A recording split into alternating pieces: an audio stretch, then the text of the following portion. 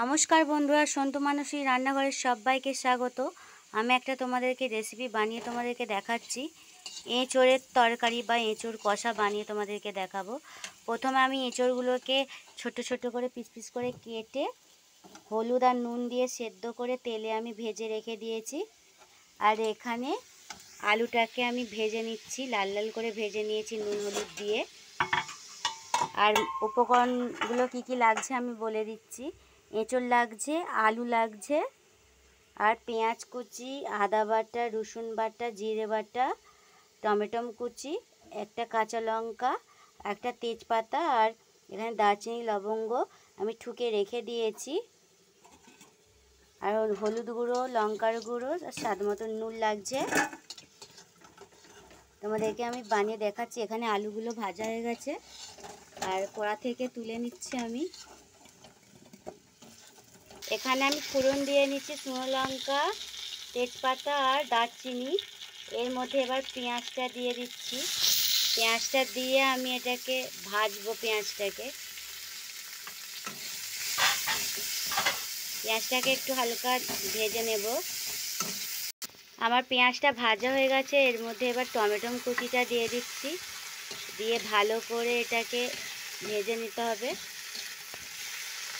টমেটোটা ভাজা হয়ে গেছে। আমি এর মধ্যে এবার রসুনটা দিয়ে দিচ্ছি, রসুনটা ভেজে নেব। খুব বেশি আমি তেল দিচ্ছি না, অল্প তেলেতেই আমি রান্নাটা বানিয়ে তোমাদেরকে দেখাবো।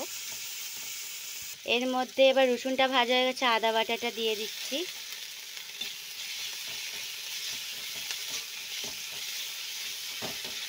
আদা বাটা দিয়ে সবগুলো মশলা একসঙ্গে এটা মেশাতে হবে। এর মধ্যে এবার নুনটা দিয়ে দেব। তেলের মধ্যে 1 চিমটি, চা চামচের হাফ চামচ সামান্য অল্প কালার আসার জন্য চিনি দিলাম। এর মধ্যে এবার জিরে বেটে রেখে দিয়েছিলাম, জিরে বাটাটা দিয়ে দিচ্ছি। জিরে বাটাটাকে দিয়ে আমি মশলাটাকে ভালো করে মেশাতে থাকবো, কষাতে থাকবো। এর মধ্যে হলুদ গুঁড়ো 1 চামচ দেব, পরিমাণ মতন দেব। চামচ লঙ্কার গুঁড়ো দেব পরিমাণ মতো, যতটুকু ঝাল খাবে ততটুকু দেবে।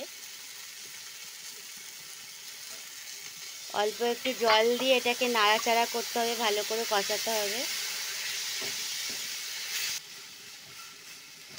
মশলাটা হালকা কষা হয়ে গেছে। এর মধ্যে জল দিয়ে এবার একটু কষাতে থাকবো।